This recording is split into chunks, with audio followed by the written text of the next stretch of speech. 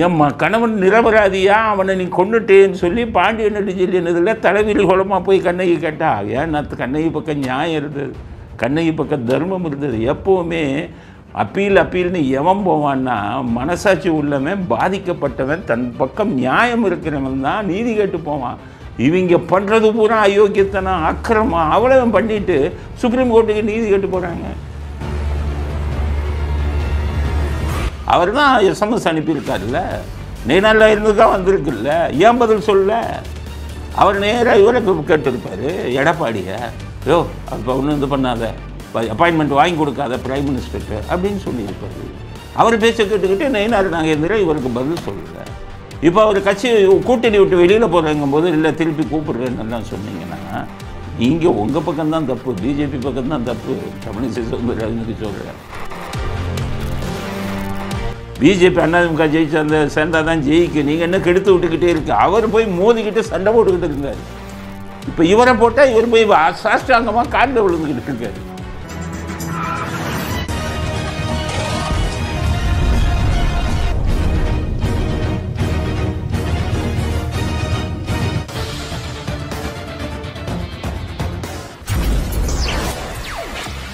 வணக்கம். இன்றைய அரசியல் ஆடுகளத்தில் முக்கியமான செய்திகள் என்ன, அதை பற்றிய நமது அலசல் என்ன அப்படிங்கிறத பற்றி இப்போ பார்க்கலாம். முதல் செய்தி, ஓடிபி வழக்கு. எல்லாருக்கும் தெரியும், ஓரணியில் தமிழ்நாடுன்னு ஒரு ஊரை ஏமாத்துகிற ஒரு பேரை வச்சுக்கிட்டு இந்த சந்திரபோஸ் பிரசாந்த் கிஷோர் மாதிரி இந்த வாடகைக்கு வந்தவன்லாம் இப்படி ஒரு ஐடியாவை கொடுத்து எவ்வளோ அடி முட்டாள் பாருங்க. அவன் ஓடிபி வாங்கவே, ஓடிபி யார் கேட்டாலும் கொடுக்காதீங்க, யார் கேட்டாலும் கொடுக்காதீங்கன்னு சொல்லி சைபர் கிரைம் போலீஸு விளம்பரம் கொடுக்குறாங்க. அந்த ஓடிபியை போயிட்டு வீடு வீடாக போய் கேட்டால் அது மாதிரி முட்டாள்தனை இதை எவனோ ஒரு முட்டாள் சொல்லி கொடுத்துருக்கான். இந்த முட்டாளுக்கு என்ன பண்ணிட்டான், ஓடிபி கேட்டு போனான். அதுக்கப்புறம் இவங்க அதிமுகவில் கேஸை போட்டாங்க. ஹைகோர்ட்டு பார்த்துட்டு இது என்னையா இது கோமாளித்தனமாக இருக்குது, ஓடிபி எல்லாம் நீங்கள் எப்படி கேட்கலாமாயா, ஓடிபியை வச்சு எவ்வளோ மோசடி நடக்குது, பேங்க்கில் கொள்ளையடிக்கிற சைஃபர் கிரிமினல், சைஃபர் குற்றவாளிகள்லாம் ஓடிபி அனுப்பி தான் மோசடி பண்ணுறான். ஓடிபிங்கிறது ரகசியமானது, ரிசர்வ் பேங்க்லேருந்தே சொல்கிறது, உங்கள் ஓடிபியை யாருடனும் பகிராதீர்கள்னு சொல்கிறான். அதை வச்சுக்கிட்டு தான் சைஃபர் கிரைம் வந்துக்கிட்டு இப்போ கொடுக்காதீங்க ஓடிபி யார் கேட்டாலும் அப்படின்னு சொல்கிறாங்க. உலகம் முழுவதுமே இதை சொல்லிக்கிட்டு இருக்காங்க, ஓடிபி யார் கேட்டாலும் கொடுத்துடாதீங்க, சைஃபர் குற்றவாளிகள் கொள்ளையடிக்கிறான் அப்படின்ட்டு. அப்போ இந்த மேதாவிகள் அடிமுட்டாளுக எவனோ ஒருத்தன் வாடகை மூளையை வாங்கினவன் சொன்னான்ட்டு ஓடிபியை வாங்கிக்கிட்டு கூத்து பண்ணால் அது என்ன, இப்போ ஹைகோர்ட்டு தடை கொடுத்தாங்க. நீ அப்படி முட்டாள்களாக இருக்கீங்க அப்படின்ட்டு. ஒருத்தருடைய ரகசியதையா அதெல்லாம். அது மட்டும் இல்லை, 18 வயசுக்கு மேலே இருக்கிற பொண்ணுங்க ஃபோன் நம்பரை வாங்கி வச்சுக்கிறான். போகிறவன் எல்லாம் யார், திமுக ரவுடிகள், திமுகவில் குற்ற பின்னணி இருக்கிறவன் தான் போகிறான். அவன் போய் மேடம் உங்கள் நம்பரை கொடுங்கங்கிறான். அந்த நம்பரை வாங்கிட்டு அந்த பெண்களுக்கு பாலியல் பலாத்காரம் நாளைக்கு திமுக ரவுடிகளும் இவனும் பண்ணுனா யார் பொறுப்பு இருக்கிறது? அதெல்லாம் சிந்திக்க வேணாமா அவர் ஸ்டாலின்? அவங்க பொண்ணுங்க நம்பரெல்லாம் வாங்கியிருக்காங்க. இதெல்லாம் பார்த்த உடனே தான் ஹைகோர்ட்டு முட்டாளுங்களாக இருக்காங்கன்ட்டு ஸ்டே கொடுத்தாங்க. இந்த ஓடிபி வாங்குகிற வேலையே வச்சுருக்காது. ஏன்னா அதில் பல பேர் என்ன சொன்னாங்கன்னு கேட்டிங்கன்னா, செக் பண்ணும்போது எங்களுக்கே தெரியாது, நாங்கள் மெம்பரே ஆகலை, எங்கள் நம்பரை வாங்குகிறாங்க, ஓடிபிங்கிறாங்க, அவங்களாம் மெம்பர் ஆக்கிக்கிறாங்க, நாங்கள் அதில் மெம்பராகவே விரும்பலைங்கிறதெல்லாம் சொல்லியிருக்காங்க. 30 லட்சம் பேர் அந்த மாதிரி சேர்த்து வச்சுருக்காங்க. ஓடிபியை வாங்கிக்கிட்டு மொபைல் நம்பரை வாங்கிட்டு. இது மாதிரி அநியாய அக்கிரமம் எங்கே இருக்குது? ஒரு நாட்டில் ஓட்டு போடுறான்னா மனசு ஓட்டு போடணும். இவங்க நமக்கு நல்லது செஞ்சாங்கன்னு உணர்வுபூர்வமாக ஓட்டு போடணும். இப்படி குறுக்கு வெளியில் போய்கிட்டு அவங்களுக்கே தெரியாமல் மெம்பர் ஆக்கிக்கிட்டு எனக்கு 2 கோடி ஆயிடுச்சு 3 கோடி ஆயிடுச்சுன்னு ஊரை ஏமாத்துகிற வேலை எவ்வளோ நாளைக்கு நடக்கும்? ஸ்டே கொடுத்தாங்கல்ல ஹைகோர்ட்டில். அதை எதிர்த்து சுப்ரீம் கோர்ட்டுக்கு போகிறான். எந்த இதில் போகிறாங்கன்னு தெரியலை. சுப்ரீம் கோர்ட்டுக்கு போயிட்டாங்க. என்னென்னா, நம்ம தான் பணம் கொடுத்து கபில் சிபல் 1 கோடி வக்கீல் 2 கோடி வக்கீல் பண்ண பார்க்கலாம் அப்படின்ட்டு தான் போனாங்க. இந்த கபில் சிபல் கூலிக்கு மாரடிக்கிறாள் அந்த ஆள் அங்கே இருக்கக்கூடிய சுப்ரீம் கோர்ட்டு சங்க தலைவராக அவர். அதனால ஜட்ஜுங்கெல்லாம் மரியாதை கொடுப்பாங்க. அதை வச்சுக்கிட்டு ஒரு போனால் ஜட்ஜுங்க கூப்பிட்டு சொல்லிட்டாங்க அவரை, உங்களுக்கு மரியாதை கொடுக்குறோம், நீங்கள் தப்பான கேஸுக்கே வந்துக்கிட்டு இருந்தீங்கன்னா உங்கள் மரியாதை போயிடும், அதனால் மனசாட்சி உள்ளபடி வாங்கன்னு ஜட்ஜுங்க அவரை கூப்பிட்டு தனியாக சொல்லியிருக்காங்க. இப்போ இந்த ஓடிபி வழக்க போய் இவங்ககிட்ட தான் கபில் சிபில்கிட்ட போனதுக்கு நீ எவ்வளோ ரூபா கொடுத்தாலும் வேணாம்ப்பா, என் பேர் கெட்டு போயிடும், எனக்குன்னு ஒரு மரியாதை இருக்குது, ஃபேஸ் வேல்யூ இருக்குது, நான் உங்கள் தமிழ்நாட்டு வழக்கு மட்டும் ஆஜராகிறதில்ல, இந்தியாவில் இருக்கிற மற்ற வழக்கெல்லாம் ஆஜராகிறேன், நிறையா பணம் வருது, உன் கேஸுக்கு 4 இது போனேன்னா இனி ஜட்ஜுங்கிட்ட எனக்கு கெட்ட பேர் ஆயிடுச்சுன்னா மற்ற கேஸுக்கு போனால் எனக்கு தோற்று போயிடும், என் கிட்டக்கே வராதிங்கன்ட்டு. அதனால் மற்ற வக்கீலுங்க எல்லாத்தையும் போய் பிடிச்சதுக்கு எல்லோரும் இந்த மாதிரி ஓடிபி எல்லாம் வாங்குறது தப்புப்பா, அது வந்து தனி மனித இதுக்கு வந்து ரகசியத்தை வந்து நீங்கள் வெளியில் சொல்கிற மாதிரி அது முடியாது பண்ணிட்டாங்க. உடனே எப்போவுமே இந்த வில்சனை வச்சுக்கிட்டு பேச விட்டாங்க. உடனே சுப்ரீம் கோர்ட் சொல்லிட்டாங்க, பேசவே பேசாதீங்க, ஓடிபி வாங்குறதெல்லாம் ஏற்றுக்கொள்ள முடியாது, தனி மனித ரகசியத்தை நீங்கள் எப்படி பகிரலாம், நீங்கள் திருப்பி ஹைகோர்ட்லேயே போய் பார்த்துக்கோங்க, ஹைகோர்ட் ஸ்டே கொடுத்துட்டாங்க, ஸ்டேயை வெக்கேட் பண்ணாது, நீங்கள் ஹைகோர்ட்லேயே போய் பார்த்துக்கோங்க, இதில் உச்ச நீதிமன்றம் தலையிட முடியாது அப்படின்னு சொல்லி ஓரணிகள் தமிழ்நாடுன்னு ஊரை ஏமாத்தின ஸ்கீமுக்கு சுப்ரீம் கோர்ட் சரியான சாட்டை எழுதி கொடுத்துருக்காங்க. இப்போ அது போக இன்னொரு வழக்குக்கும் போயிருக்காங்க. என்னென்னா, முதல்வருடைய ஃபோட்டோ, முதல்வருடைய பேர், முன்னாள் முதல்வருடைய பேர் இதெல்லாம் வைக்கக்கூடாது அது அப்படின்னு சொல்லி ஹைகோர்ட்டில் சொல்லிட்டாங்க. அதை எதிர்த்து சுப்ரீம் கோர்ட்டுக்கு போகிறான். அக்கிரமாக அநியாயம் பண்ணிவிட்டு என்னமோ யோகியங்க மாதிரி நீதி கேட்டு போகிறான். நீதி யார் கேட்டு போவா? அன்றைக்கி கண்ணகி எப்படி நீதி கேட்டா? பாதிக்கப்பட்டால் கண்ணகி, ஏம்மா கணவன் நிரபராதியா, அவனை நீ கொண்டுட்டேன்னு சொல்லி பாண்டியன் நெடுஞ்செழியனதில் தலைவிரி குளமாக போய் கண்ணகி கேட்டா. ஏன் கண்ணகி பக்கம் நியாயம் இருந்தது, கண்ணகி பக்கம் தர்மம் இருந்தது. எப்போவுமே அப்பீல்னு எவன் போவான்னா, மனசாட்சி உள்ளவன், பாதிக்கப்பட்டவன், தன் பக்கம் நியாயம் இருக்கிறவன் தான் நீதி கேட்டு போவான். இவங்க பண்ணுறது பூரா அயோக்கியத்தனம், அக்கிரமம் அவ்வளவு பண்ணிவிட்டு சுப்ரீம் கோர்ட்டுக்கு நீதி கேட்டு போகிறாங்க. சுப்ரீம் கோர்ட்டுக்கு போயிட்டு அதான் என்ன சொல்கிறாங்கன்னு கேட்டிங்கன்னா, அம்மா உணவு ஒன்று வைக்கலையா, அம்மா குடிநீர்னு வைக்கலையா, அம்மா மருத்துவம் வைக்க, அது அம்மானு வச்சாங்க. ஸ்டாலின் பேரை போடாதீங்க, உங்கள் படத்தை போடாதீங்க, அப்பா உணவகம்னு வைங்க. நீங்கள் தானே சொல்கிறீங்க என்ன எல்லோரும் அப்பான்னு கூப்பிடுங்கன்னு. அப்பா உணவகம், அப்போ நீங்கள் உங்கள் அப்பாவை இப்போ பேர்லேயே வச்சுக்கிட்டு போனீங்கன்னா எப்படி? அதுக்காகத்தான் சுப்ரீம் இப்போ இதில் கோர்ட்டில் ஏன் கொடுத்தாங்கன்னா, உங்கள் அப்பா பேராக தானே வச்சுக்கிட்டு இருக்கீங்க. என்னமோ உங்களுடைய நாடு மாதிரி வந்தேரிகள் நீங்கள் இந்த தமிழ்நாட்டுக்கு வந்து இந்த தமிழ்நாட்டை உங்களுக்கு சொந்தமான நாடு ஆக்கணும்னு நினைக்கிறீங்களா? அதனால் இப்போ சுப்ரீம் கோர்ட்டில் இது ஹைகோர்ட்டில் அதுதான் சொன்னாங்க, உங்கள் அப்பா பேரையும் வைக்கக்கூடாது, நீங்களும் உங்கள் இதுவும் வைக்கக்கூடாதுன்னா யோகியர்கள் மாதிரி இப்போ அதை வேறு போயிருக்காங்க. இன்னும் விசாரணைக்கு வரலை. விசாரணைக்கு வந்து அதுலேயும் சரியான அடி கொடுப்பாங்க. ஒருத்தன் ஃபோட்டோவை போடாத, ஒருத்தன் பேர் வைக்காது அப்படின்னு அடிப்பாங்க. என்றைக்குமே அநியாயம் அக்கிரமத்துக்கு ஒரு முடிவு வரணும்ல. அதனால் சுப்ரீம் கோர்ட்டில் நாளன்னைக்கு இந்த வழக்கை பட்டியலிடுவதற்காக அங்கே அந்த குரூப்பு போய் உட்காந்து எல்லாம் பண்ணிக்கிட்டு இருக்கான். சரி பார்ப்போம் என்ன வருதுன்னு பார்ப்போம். அதுலேயும் சரியான சாட்டை அடி கொடுப்பாங்கன்னு நினைக்கிறேன். இனி ஸ்டாலின் அப்பா பேரெல்லாம், அப்பா பேர், ஆட்டுக்குட்டி பேரெல்லாம் இங்கே தமிழ்நாட்டில் வைக்க முடியாது. நீங்கள் உங்கள் பேரையே வைக்க முடியாது. தமிழக அரசுன்னு வைங்க, தமிழ்நாடு அரசு இதுன்னு வைங்க அப்படிங்கிறது. அதனால் இன்றைக்கி ஒரு தீர்ப்பு வந்து அவர்களுக்கு எதிராக அமைந்திருக்கிறது. நாளையும் ஒரு தீர்ப்பு, நாளை இல்லை நாளை மறுநாள் இன்னொரு தீர்ப்பும், அதாவது ஒரு ஃபோட்டோவை போடக்கூடாது, உங்கள் பேரை வைக்கக்கூடாதுங்கிற தீர்ப்பு. ஏன்னா அது ஏற்கனவே 2015 சுப்ரீம் கோர்ட் சொன்ன தீர்ப்பு. அந்த தீர்ப்பின் அடிப்படையில் தான் உயர்நீதிமன்றம் கொடுத்துருக்காங்க. அப்போ சுப்ரீம் கோர்ட்டு தானே சொன்னதுக்கு இல்லை உன் ஃபோட்டோவை போட்டுக்கலாம், உங்கள் அப்பா பேரை ஊருக்கு லைப்ரரி இது எல்லாத்துக்கும் வச்சுக்கலான்னு சொல்லுவாங்களா? பார்ப்போம். அதுலேயும் பெரிய வக்கீலுங்கெல்லாம் ஓடிடுவாங்கன்னு நினைக்கிறேன். இவங்களை பார்த்தாலே ஓடுறான் டெல்லியில். அப்பா உலகமாக அயோக்கியத்தனத்தெல்லாம் பண்ணிவிட்டு இங்கே வந்து எல்லாமே அயோக்கியத்தனம் தானே. இப்போ பொன்முடிக்க போனாங்க, 3 வருஷம் ஜெயில் ஆச்சு, கொள்ளையடிச்சிட்டு. அதுக்கு போய் நிற்கிறான் வக்கீல். ஜட்ஜு பார்ப்பான், என்ன எந்த மாதிரி கேஸுக்கெல்லாம் வர. மெட்ராஸ் ஹைகோர்ட்லலாம் நாங்கள் போகும்போது தப்பான கேஸுக்கு போட்டான் அந்த ஜட்ஜு அந்த அவங்கள பார்ப்பாரு பாருங்க ஒரு முறை, ஓ இப்படிப்பட்ட கேஸுக்கெல்லாம் வரீங்களா, அதோடு அவங்க பேரே போகும். அதனால தான் நியாயம் இல்லாத கேஸுக்கே போனால் நம்ம பேர் கெட்டுப்போம். இவன் 1 கோடி 2 கோடின்னு வாங்கிட்டே பண்ணிக்கிட்டு இருந்தான். இப்போ அவனே இவர்களை பார்த்து ஓடக்கூடிய ஒரு சூழ்நிலை வந்து விட்டது அப்படிங்கிறது. அடுத்த செய்தி, இன்னும் 1-2 நாட்களில் அந்த ஸ்டாலின் பெயரையும் கருணாநிதி பெயரையும் புகைப்படத்தை எதையுமே வைக்கக்கூடாது அப்படின்னு உச்சநீதிமன்றம் நல்ல தீர்ப்பை வழங்குவார்கள் அப்படிங்கிறது வந்து இன்றைக்கு முக்கியமான ஒரு செய்தி. அடுத்தது அரசியல் கணக்கு, புதிய அரசியல் வியூகம் ஸ்டாலின் எடுத்துட்டார். அது ஆஸ்பத்திரியிலேருந்து வந்ததுலேருந்து அவருக்கு நிறைய பாடம் கற்றுக்கிட்டார். அதனால் பயங்கரமான முடிவாக எடுக்கிறார். புதிய அரசியல் வியூகம் என்னென்னா, திமுக கூட்டணி உடைகிறது. பழைய கூட்டணியில் இருக்கும் பழைய கட்சிகளை வெளியில் விரட்டிவிட்டு புதிய கட்சிகளை சேர்க்கிறார் ஸ்டாலின். நல்ல செய்தி, நல்ல பாடம் கற்றுக்கிட்டார்.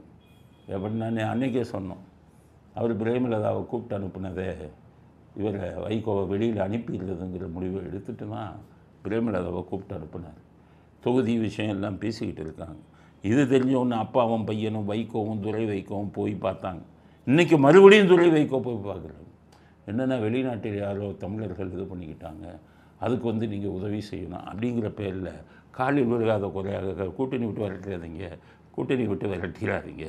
அவர் எடுத்துட்டார். என்னென்னு கேட்டிங்கன்னா, மதிமுக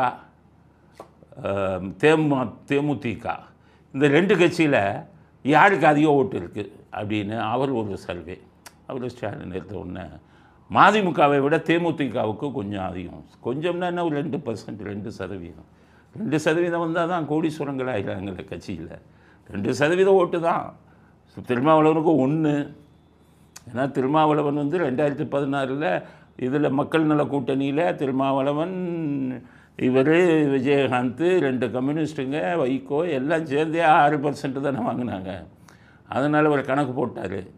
கணக்கு பயங்கரமாக இல்லை, பிரேமலதா பரவாயில்ல, அப்போ அவரையும் நம்ப முடியாது வைகோவையும், அப்பப்போ அங்கே பாஜக தொடர்பு வைத்திருக்கிறார் அப்படிங்கிற செய்தியும் உண்மையாக இருக்குது அப்படின்னால முடிவெடுத்து விட்டார். ஸோ மதிமுக வெளியில் போகிறார்கள், திமுக கூட்டணியின் உள்ளே வருகிறார்கள். இந்த 2024 திமுகவுடைய கூட்டணி மாறுகிறது. கூட்டணி பலம், ஒருவர் வெளியில் போய்விட்டு இன்னொருவர் உள்ளே வருகிறார், அது உறுதிப்படுத்தப்பட்டு விட்டது. அதனால் வைகோ கலக்கத்தில் இருக்கிறார். இதுக்கிடையில் திருமாவளவனுக்கும் ஷாக்கு கொடுக்கணும்னு இவர் ஸ்டாலின் முடிவெடுத்திருக்கிறார். இது ரகசியமாக வந்த செய்தி. என்னன்னு கேட்டிங்கன்னா, திருமாவளவன் மேலே கட்சிக்காரவங்க பல பேர் புகார் கொடுத்துக்கிட்டே இருந்தாங்க. இவர் பேசக்கூடிய அத்தனை பேச்சுக்களும் அது நமக்கு இந்து மதத்தில் இருக்கிற ஓட்டுக்கள் எதுவுமே நமக்கு விழுகாத அளவுக்கு இவர் பேசிக்கிட்டு இருக்காரு அப்படின்னு ஸ்டாலினும் பல தடவை அவருக்கு சொல்லியிருக்காரு. அது மாதிரி பேசாதீங்க, மற்றவங்க ஓட்டெல்லாம் பாதிக்கும், இந்து கடவுளெல்லாம் பேசாதீங்கன்னு பல தடவை சொல்லியிருக்காரு. அதை இவர் கேட்குற மாதிரி இல்லை திருமாவளவன். அதனால் ஸ்டாலினுக்கு ஒரு பேர் இல்லை, ஒரு மோசமான ஒரு கட்சியாக இருக்காங்க, கிடைக்கிற ஓட்டையும் கெடுத்துருவாங்கன்னு சொல்லி துரைமுருகன்கிட்ட சொல்லி பாட்டாளி மக்கள் கட்சிகிட்ட பேசுங்கன்ட்டார். துரைமுருகன் ராமதாஸ்கிட்ட பேசிட்ட, ராமதாஸும் கிரீன்ஸுக்குனர் பச்சை கொடி காட்டிட்டார். அதனால் ஸ்டாலின் உறுதியான முடிவை என்ன எடுத்திருக்காருன்னா, இவங்களை விடுதலை சிறுத்தைகள் விசிகாவை நம்ம திமுக கூட்டணியிலிருந்து வெளியில் அனுப்பிவிட்டு அதற்கு பதிலாக ராமதாஸின் பாட்டாளி மக்கள் கட்சியை நம்முடன் சேர்த்து கொள்ளலாம் அப்படிங்கிற தீர்க்கமான முடிவுக்கு வந்துட்டார். ஏன்னு கேட்டிங்கன்னா, அவருக்கு 1% கூட இல்லை, இவங்களுக்கு 3%, 4% இருக்கும். அதனால் திருமாவளவன் திமுக கூட்டணியை விட்டு வெளியில் போகிறார், ராமதாஸ் உள்ளே வருகிறார். கட்சிக்காரவங்கெல்லாம் பல பேர் போய் சொல்லியிருக்காங்க. ஜாதி பிரச்சனையிலெல்லாம் இவர் பேசக்கூடியது, மற்ற எல்லா ஜாதியுமே நமக்கு ஓட்டு போட மாட்டாங்க இவரை நம்ம கூட வச்சுருந்தா அப்படிங்கிறது அவங்க சொல்லியிருக்காங்க. இந்த செய்தி திருமாவளவனுக்கு போன உடனே இப்போ நடந்த இந்த கொலையில் இதில் இந்த ஆணவ கொலைக்கு காரணமே சனாதன சக்திகள் தான் மாற்றி பேசினார் யார் திருமாவளவன். நான் என்ன சொல்கிறேன், அதாவது நாட்டில் கொலைகள் இந்த மாதிரி காதலுக்காக நடக்கிற கொலைகள் நடக்குது, அது கண்டனத்துக்குரியது, அது பண்ணுது. ஆனால் அதை ஜாதி ரீதியாக கொண்டு போய் மற்ற எல்லா ஜாதிகளும் மனம் புண்படும்படி பேசக்கூடாது, அது தவறு. கிருஷ்ணசாமியும் தப்பை பண்ணுறார். கிருஷ்ணசாமி மிக உணர்ச்சி வசப்பட்டவராக இருக்கார். அவர்லாம் ஒரு தேசியத்தில் ஒன்றாக கலந்து இருக்கார் அப்படின்னு சொல்லி நாங்கள்லாம் அவரை நினச்சோம். பரவாயில்லையே, தேசபக்தியோடு பேசுகிறாருன்னா. அங்கே எங்கேயாச்சும் ஒரு சின்ன இது நடந்துருதுன்னு வைங்க, 2 பேரும் குடிச்சிக்கிட்டு இருக்கான், அங்கே ஒரு ஆள் போகிறாங்க, இல்லை ஒரு வாலிபன் போகிறான், சண்டை வருது, அடிச்சுக்கிறான், உடனே அறிக்கை விடுறாரு என்னென்னா இது ஒரு ஜாதி, அது ஒரு ஜாதி, இந்த ஜாதிக்காரங்க. அப்போவே நான் பேசினேன், இந்த மாதிரி ஜாதியை வச்சு பேசாதீங்க, நல்லா இருக்கிற சமுதாயத்தை கெடுக்காதீங்க. ஏன்னா இவங்க தேவேந்திர குல வேளாளர்கள் அவங்கள பற்றின உயர்ந்த இது கக்கன்னால எனக்கு உண்டு. அந்த சமுதாயத்தில் பிறந்த ஒரு மனிதர் எவ்வளோ ஒரு உயர்ந்த கொள்கையுடன் வாழ்ந்தார், எந்த அளவுக்கு ஒரு நல்ல மனுஷனாக இருந்தார். அவர் நம்ம தேவேந்திர குல வேளாளர்கள் மட்டும் இல்லை, தமிழ்நாட்டில் இருக்கிற எல்லா ஜாதிக்காரங்களும் அவர் கையெடுத்து கும்பிடணும் அப்படின்னு தான் நான் பேசியிருக்கேன் பல இதில். என்னுடைய பேச்சுக்களில் பூரா பார்த்தீங்கன்னா கக்கனை நான் பாராட்டிக்கிட்டே இருப்பேன். கக்கனை ஜாதியை வச்சா பாராட்டினேன். அதனால தான் அரசியல் தலைவர்களுக்கு சொல்கிறேன், நடுநிலைமை வேண்டுமையா உங்களுக்கு. ஒரு கட்சி வச்சிங்கன்னா எல்லா மக்களையும் ஒரு வித்தியாசம் பார்க்காம பண்ணணும். அதனால தான் என்ன ஆயிடுச்சுன்னு கேட்டிங்கன்னா, இப்போ ஒரு திருமாவளவனை அனுப்பிட்டு பாட்டாளி மக்கள் கட்சியை சேர்த்துடலாம், திருமாவளவனால் தலைவலி அதிகமாகிவிட்டது அப்படிங்கிறத ஸ்டாலின் புரிஞ்சுக்கிட்டு இந்த தடவை திருமாவை கலட்டி விட்டு ராமதாஸை உள்ளே கொண்டு வருவதற்காக ஸ்டாலின் முடிவு பண்ணியிருக்காரு. நம்பகத்தகுந்த வட்டாரத்திலிருந்து வந்த செய்தி. இப்போ அந்த பக்கம் அதிமுக பக்கம் பாஜக இருக்கிறதுனால இனி திருமாவளவன் அந்த கூட்டணிக்கும் போக முடியாது. அதனால் திருமாவளவனுக்கு இனி இருக்கக்கூடிய ஒரே வழி விஜய்கிட்ட போகிறது தான். நான் விஜய்க்கு என்ன சொல்கிறேன், நம்ம விடுதலை சிறுத்தைகளில் பெரும்பாலான இளைஞர்கள் உங்களை ஆதரிக்கிறாங்க. அதனால் இவர்கள் கூட சேர்த்து சீட்டு கொடுக்கறதுக்கு பதிலாக விட்டுருங்க. உங்களுக்கு தானாகவே அந்த விடுதலை சிறுத்தைகள்கிட்டருந்து நல்ல அளவில் ஓட்டு கிடைக்கும். அதனால் திருமாவளவன் அனாதையாக கலட்டி விடப்படுவார். இந்த தேர்தலில் திமுக அவரை கலட்டி விடுவதற்கு தயாராகிவிட்டது அப்படிங்கிறது அடுத்த கட்ட செய்தி. அடுத்தது, கொதித்து எழுந்து விட்டார் ஓபிஎஸ். ரொம்ப கோவம் வந்துச்சு. ஏன்னா அவர் திமுகவோட சேர போகிறாரு, திமுகவோட கூட்டணி வைக்க போகிறாருன்னு சொன்ன உடனே அதிமுக உறுப்பினர்கள் பூரா அவர் மேலே ரொம்ப கோபமாயிட்டாங்க. ஓபிஎஸ்க்கு கூட இருக்கிற அத்தனை பேர் மாவட்ட செயலாளர்கள் இவங்க எல்லாருமே அவருக்கு சொல்லிட்டாங்க, நீங்கள் திமுகவோட கூட்டணி வச்சிங்கன்னா நான் கட்சியை விட்டு போயிடுவோம் அப்படின்னு சொல்லிட்டாங்க. அதனால் ஓபிஎஸ்க்கு அப்படியே கலகலத்து போயிடுச்சு. என்னடா இது, உடனே கதையை மாற்றிட்டார். என்னையா அது அக்கிரமமாக இருக்குது, ஏதோ அவருக்கு உடல்நிலை சரியில்லைன்னு சொல்லி அவரை போய் விசாரித்தா கதை கட்டி விடுறீங்களா? மூக்காமுத்து செத்தார், அதை பற்றியும் கேட்கணுன்னு போனால் கதை கட்டி விடுறீங்களா அப்படின்னு கேட்குறாரு. மூக்காமுத்து செத்ததுக்கு தான் நீங்கள் நேரில் போனீங்கல்ல, அப்புறம் என்ன இது கேட்குறது? அவருக்கு உடல்நிலை சரியில்லைல்ல, வாக்கிங் போகிற இடத்துல பேசிட்டீங்கல்ல, அவ்வளோதான். அதுக்கப்புறம் ஏன் வீட்டுக்கு போனீங்க? அப்போ உங்கள் மேலே சந்தேகம் வருமா வராதா? ஒரு தடவை தான் போய் இது கேட்பாங்க, சாவை பற்றி விசாரிப்பாங்க, இல்லை உடல்நிலை சரியில்லைன்னா விசாரிப்பாங்க. நீங்கள் உங்களை இப்போ பார்க்குக்கு அவர் வாக்கிங் போகிற இடத்துக்கு வர சொன்னது யார்? ஸ்டாலின் வாக்கிங் போகிற இடத்துக்கு உங்களை வர சொன்னது யார்? அதுக்கப்புறம் அவர் வீட்டுக்கு வர சொன்னது யார்? சரி, அதெல்லாம் தூக்கி போட்டுருங்க. நீங்கள் என்ன பேட்டி கொடுத்தீங்க? திமுகவுடன் கூட்டணி வைப்பீங்களான்னு கேட்டதுக்கு அரசியலில் நிரந்தர எதிரியும் இல்லை, நிரந்தர பகைவர்களும் இல்லை அப்படின்னு சொன்னீங்களா இல்லையா? அப்போ இது என்ன அர்த்தம்? அப்போ நீங்கள் அந்த பக்கம் சாஞ்சிட்டீங்கன்னு தானே அர்த்தம். எல்லோரும் அப்படி தானே நினைப்பாங்க.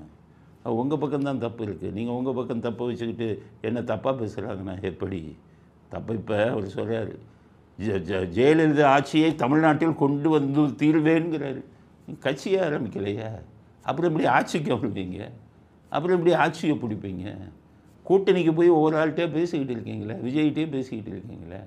ஜெயலலிதா ஆட்சியை கொண்டு வர்றதா இருந்தால் 118 இடத்துல நீங்கள் ஜெயிக்கணுமே. ஒவ்வொரு கூட்டணிக்காக அலைந்து கொண்டிருக்கும் நீங்கள் எப்படி ஜெயலலிதா ஆட்சியை அமைக்க முடியும்? எம்பியிலே நீங்கள் ஒரு ஆள் தானே நின்னீங்க. அதனால் உங்களுடைய அரசியல் இது எப்படி இருக்குது? தவறான இதில் தானே போயிட்டு இருக்குது.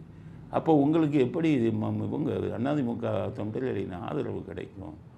அதை நீங்கள் யோசித்து பார்க்கணும்ல. ஆனால் இன்னொரு விஷயம், இந்த எஸ்எம்எஸ்,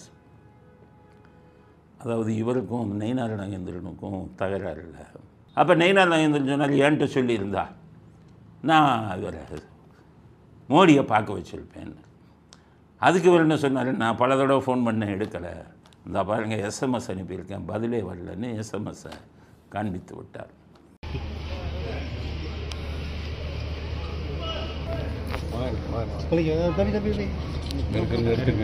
கீழே இருக்கிற முழு அதான் பார்த்துருக்கேன். உடனே நயினார் நாகேந்திரன் மழுப்புகிறார். தமிழிசை சவுந்தரராஜனே நயினார் நாகேந்திரன் சொல்கிறது தான் ரைட்டு, ஓபிஎஸ் இது தப்புன்னு. இப்படியெல்லாம் பேசக்கூடாது. தமிழிசை சவுந்தரராஜன் அவர்களே, கவர்னராக இருந்திருக்கீங்க, மனசாட்சிப்படி பேசணும். ஓபிஎஸ்க்கு நாங்கள் ஆதரவு இல்லை, ஆதரிக்கலை. ஏன்னா அவர் போகிறது ஸ்டாலினை போய் பார்த்துட்டாருங்க, அவருக்கு ஆதரவு இல்லை, நாங்கள் கொடுக்கல. ஆனால் நீங்கள் நியாயத்தை பேசணும்ல. உங்கள் பக்கம் தப்பை வச்சுக்கிட்டு அவர் தான் எஸ்எம்எஸ் அனுப்பியிருக்காருல்ல, நெய்னாரில் இருந்துக்கா வந்திருக்குல்ல, ஏன் பதில் சொல்ல? அவர் நேராக இவருக்கு கேட்டிருப்பார் எடப்பாடியை, யோ அப்போ ஒன்றும் இது பண்ணாத, அப்பாயின்மெண்ட் வாங்கி கொடுக்காத பிரைம் மினிஸ்டர்கிட்ட அப்படின்னு சொல்லியிருப்பார். அவர் பேச்சை கேட்டுக்கிட்டு நெய்னார் நாகேந்திரன் இவருக்கு பதில் சொல்லலை. இப்போ அவர் கட்சி கூட்டணி விட்டு வெளியில் போகிறங்கும் போது இல்லை திருப்பி கூப்பிடுறேன்னெல்லாம் சொன்னீங்கன்னா நீங்கள் உங்கள் பக்கம்தான் தப்பு, பிஜேபி பக்கம்தான் தப்பு. தமிழிசை சவுந்தரராஜனுக்கு சொல்கிறேன், நீங்கள் தான் அவர் வந்துக்கிட்டு சரியாக மதிக்கவில்லை, உங்கள் பின்னாடி தான் அவர் சுற்றினார். அதனால் இதில் நீங்கள் செய்வது தான் தப்பு, பிஜேபி சைடு அப்படிங்கிறது நம்முடைய கருத்து. அடுத்து அவர் திருநெல்வேலிக்கு போயிருக்காரு இபிஎஸ், உடனே அவருக்கு விருந்து யார் வீட்டில்? நெய்னார் நாகேந்திரன் வீட்டில் 108 வகை காய்கறிகள். அது எப்படி 108 வகை காய்கறி வச்சாங்க? காய்கறியில் 108 வகை இருக்குமா?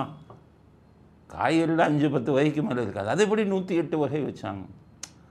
பார்த்தீங்கன்னா சமயக்காரவங்க நூற்றுக்கணக்கான பேர், 200க்கு மேலே அடுப்பு. யாருக்கு? இந்த ஒரு வர்றாரு இபிஎஸ் வர்றாராம் அவருக்கு. அதாவது 108 உணவு வகைகளை இங்கு ஒரே இடத்தில் செய்வதற்கான ஏற்பாடுகள் செய்திருந்தார்.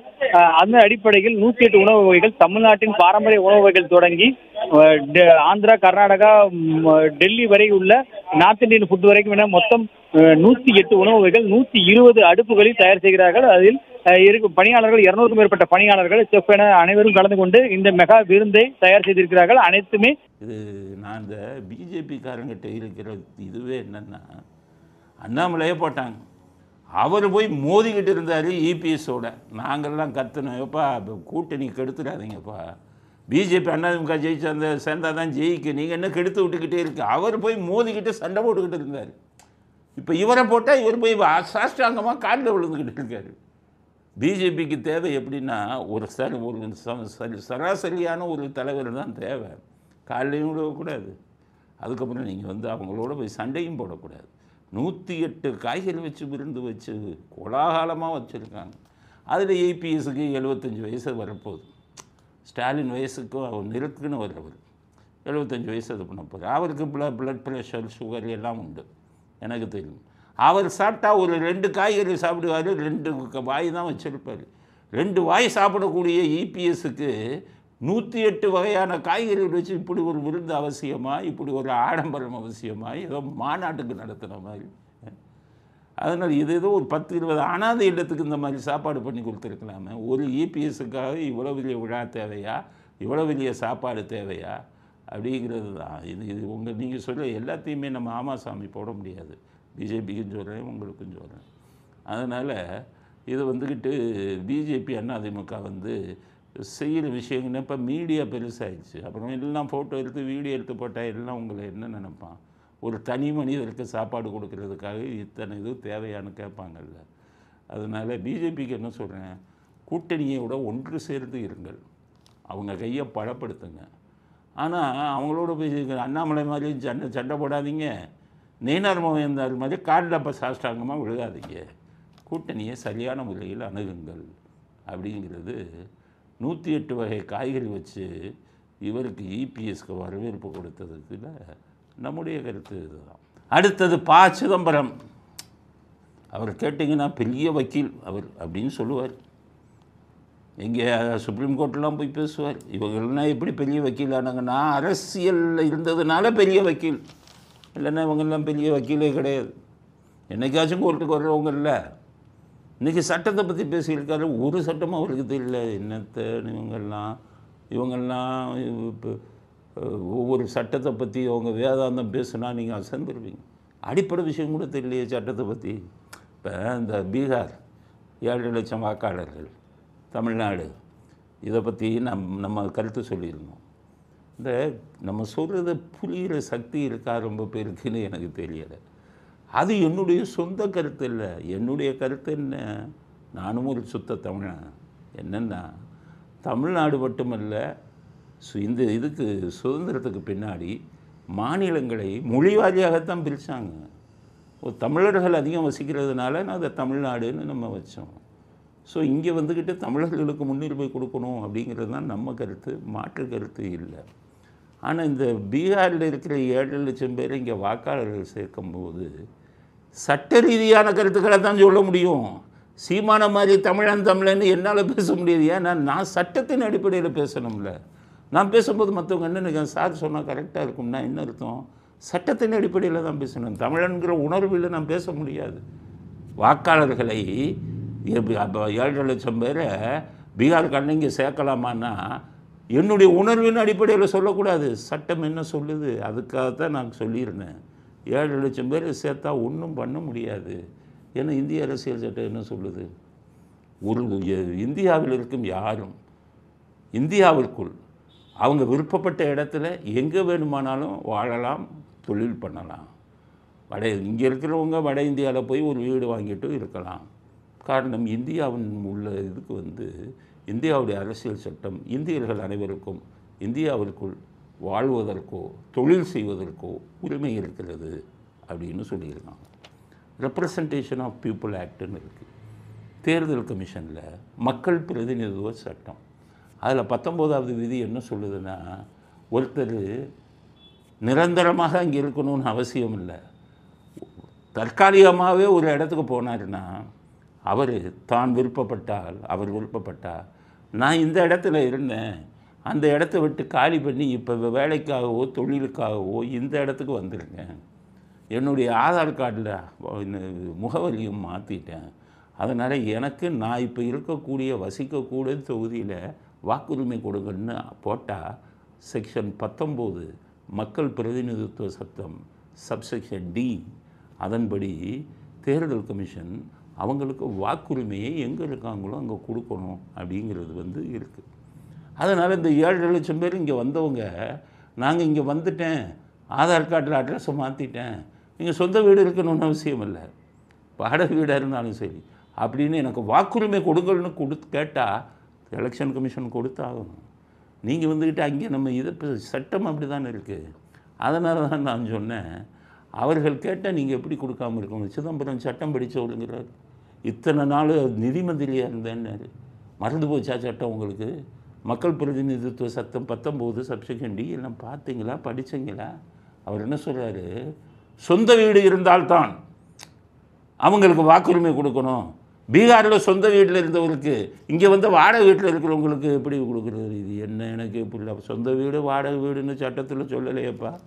சட்டத்தில் இந்திய அரசியல் சட்டத்திலையும் சொல்லலை, மக்கள் பிரதிநிதித்துவ சட்டத்திலையும் சொல்லலையே. இப்போ சிதம்பரத்துக்கு காரைக்குடியில் சொந்த வீடு இருக்கும், அவர் சென்னையில் இப்போ எங்கே ஓட்டு போடுறாரு? சென்னையில் தானே ஓட்டு போடுறாரு. எனக்கு எங்கள் தென் தமிழ்நாட்டில் எங்கள் வீடு சொந்த வீடெல்லாம் இருக்குது. நாங்கள் பல ஆண்டுகளுக்கு முன்னாடியே இங்கே வந்தோடனே நாங்கள் இங்கே தான் ஓட்டு போடுறோம். சொந்த வீடு அங்கே இருக்குங்கிறதுக்காக எனக்கு சொந்த வீடு இருக்கிற இடத்துல தான் ஓட்டு போடணும்னு எந்த சட்டத்தில் இருக்குது? சிதம்பரம் பதில் சொல்லுங்கள். நீங்கள் காரைக்குடியில் தான் போய் போடணும். சொந்த வீடு சொந்த வீடு இருக்கிறவங்க அந்த தொகுதியெல்லாம் ஓட்டு போடணுன்னா நீங்கள் காரைக்குடியில் தான் போய் போடணும். நாங்கள்லாம் அங்கேருந்து வந்தோம், 20 வருஷமாக எங்கள் பேரையே எடுக்கலை. கடைசி ஒரு தடவை போய் பார்க்குறேன், 20 வருஷமாக எங்கள் ஓட்டை போட்டுருக்கேன். என்னுடைய ஓட்டு எங்கள் குடும்பத்தில் இருக்கக்கூடிய 6 ஓட்டையும் 20 வருஷமாக போட்டிருக்கேன் அந்த கருணாநிதி. அப்புறம் தெரிஞ்சதுக்கப்புறம் தான் எங்கள் பேரை நீக்கிறதுக்கெல்லாம் இது பண்ணும்.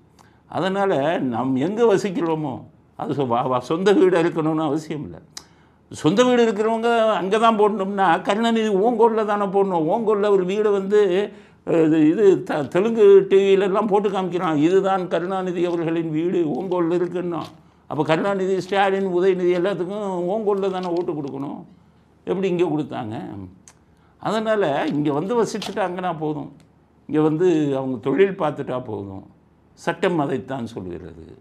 அதனால தான் நான் சொன்னேன், 7 லட்சம் பேரும் கேட்டால் கொடுத்து தான் ஆகணும், பீகார்காரன் இதுன்னு நம்ம பார்க்க முடியாது. அதைத்தான் நான் சொன்னேன். இப்போ பார்த்தீங்கன்னா கோயம்புத்தூரில் மட்டும் ஏன் பிஜேபி ஜெயிக்குது சொல்லுங்கள்? எப்படி ஜெயிக்குது? நிறைய வட இந்தியர்கள் இங்கே போயிட்டாங்க. திருப்பூர், கோயம்புத்தூரில் இருக்கிற தொழிலாளர்களின் பெரும்பகுதி வட இந்தியர்கள். அதில் அப்படி தானே வந்தது. வானதி சீனிவாசன் கமலஹாசன் எடுத்து நின்னாங்க. வானதி சீனிவாசன் கடைசி 900 ஓட்டில் ஜெயித்தாங்க. அங்கே பூரா வட இந்தியர்கள் அதிகம் இருக்கிறது. வட இந்தியர்கள் இங்கே வந்து ரொம்ப வருஷமாச்சு. இப்போ தமிழ்நாட்டில் மொத்த வட இந்தியர்கள் எத்தனை பேர் இருக்காங்கன்னு கேட்டால் ஒரு கணக்கு சொல்லுது 1 கோடி பேர் இருக்காங்கன்னு சொல்லுது. அது கோயம்புத்தூர் திருப்பூருங்கன்னா அதிகம்னு சொல்லுது. ஏன் அவங்கள உள்ள வர்றீங்கன்னா இங்கே இருக்கிறவனை தான் டாஸ்மாக்கு அடிமையாக்கி வச்சுருக்கீங்களே, போதை மருந்துக்கு அடிமையாக்கி வச்சுருக்கீங்களே, எவனும் வேலைக்கு போக மாட்டேங்கிறானே. அப்போ இந்த வட இந்தியர்களை நீங்கள் துரத்துட்டீங்கன்னு வைங்க, தமிழ்நாடு நகர்ப்புறங்களில் பல இது இயங்காமையே போயிடும். டெல்லியில் கொரோனா வந்தது, எல்லாத்தையும் மூடினாங்க. 2020 கொரோனா வந்த உடனே டெல்லி எல்லாத்தையும் மூடினாங்க. மூடிட்டு திருப்பி திறந்து பார்க்கும்போது 20 லட்சம் பேரை 10 லட்சம் பேரை காணோம். என்னடா 10 லட்சம் பேர் எங்கடா போனான்னா, ஹோட்டலில் வேலை பார்த்தவன், சலூனில் வேலை பார்த்தவன், செக்யூரிட்டியாக இருந்தவன், எல்லா இடங்களில் இருந்தவன் பூரா உத்தரப்பிரதேஷ்காரன். அவன் தான் இங்கே டெல்லியில் வந்து இருக்கான். அவன் அங்கேயே இருந்துட்டு அங்கே தான் ஓட்டு போடுறான். ஆனால் இது கொரோனாவில் மூணு சாப்பிட்றதுக்கு இது இல்லை. நடைப்பயணமாக அவ்வளோ பேரும் போயிட்டான். அப்போ தான் டெல்லி அரசாங்கமே அசந்து போனான். என்னடா 10 லட்சம் பேர் யூபிக்காரன் மட்டும் இருக்கான் அப்படின்ட்டு. அதுக்கப்புறம் தொடர்ந்து எதுவுமே இயங்கலை. திரும்பி அந்தந்த கம்பெனி வச்சுருக்கிறவங்க, இது வச்சுருக்கிறவங்க, ஹோட்டல் வச்சுருக்கிறவங்க, கம்பெனிக்காரங்க எல்லாருமே அவங்க அட்ரஸுக்கு போய் கெஞ்சி கூட்டிகிட்டு வந்தாங்க. அப்புறம் தான் டெல்லி முழுமையாக இயங்குது. காரணம், அவர்கள் தொழிலாளர்களாக எல்லா இடங்கள்லையும் ஆக்கிரமிச்சிருக்காங்க. பீகார், முக்கியமாக பீகார், யூபி, இவங்கெல்லாம் பெரிய வெளி இடங்களில் போய் ஆக்கிரமிச்சிருக்காங்க.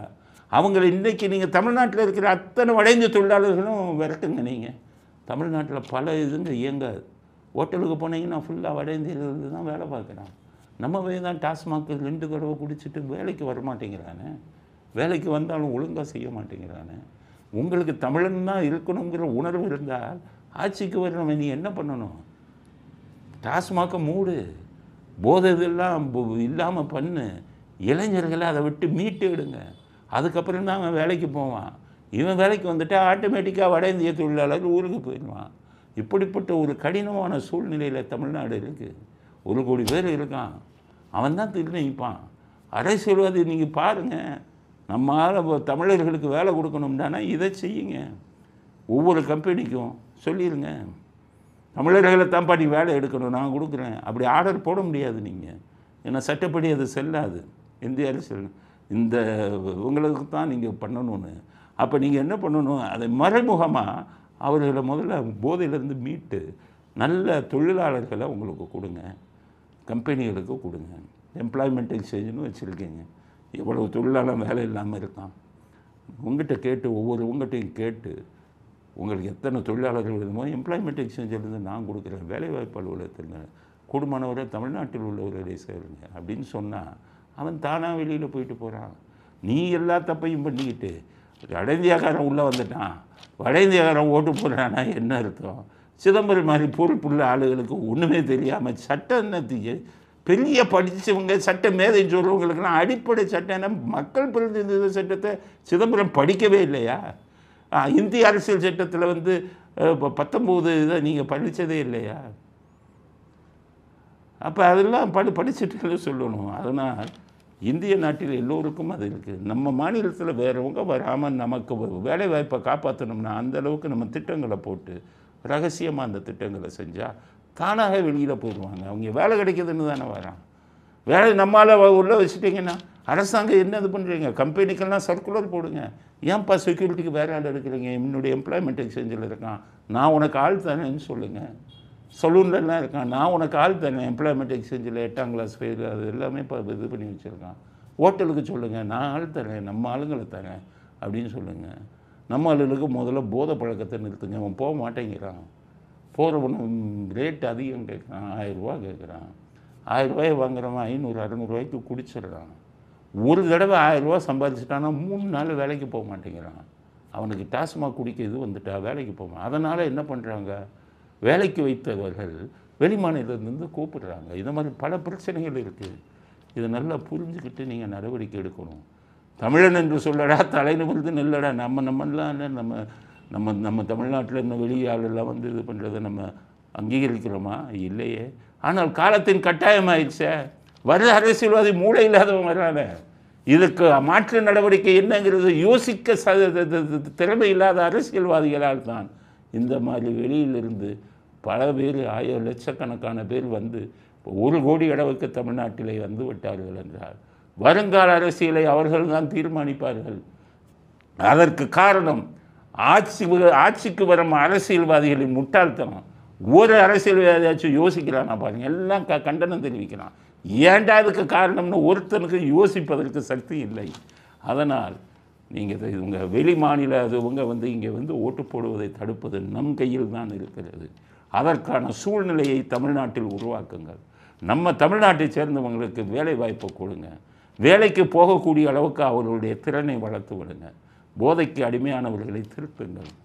அப்போத்தான் வந்து இந்த பிரச்சனை நிரந்தரமாக தீரும் அப்படிங்கிறத அடுத்த கருத்தாக பதிவு செய்ய விரும்புகிறோம். இத்துடன் இன்றைய அரசியல் ஆடுகளம் நிறைவு பெறுகிறது. மீண்டும் நாளை புதிய செய்திகளுடன் உங்களை சந்திக்கிறோம். நன்றி, வணக்கம், ஜெயந்த்.